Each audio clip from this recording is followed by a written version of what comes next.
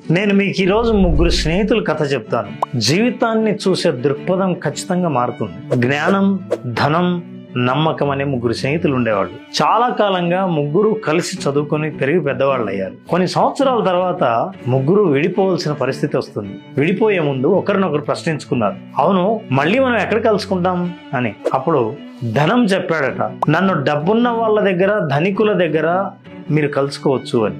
జ్ఞానం చెప్పాడట, నేను పుస్తకాల్లోనూ లైబ్రరీలోనూ దొరుకుతాను అని. వీళ్ళిద్దరు ఇలా మాట్లాడుతుండగా నమ్మకం మాత్రం ఏమీ మాట్లాడలేదు. వీళ్ళు అడిగారట, అవును నువ్వేమీ మాట్లాడడం లేదే, ఏమైంది అని. ఏం లేదు, నేను ఒక్కసారి వదిలి వెళ్ళిపోతే తిరిగి రావడం అసాధ్యం అన్నాడు.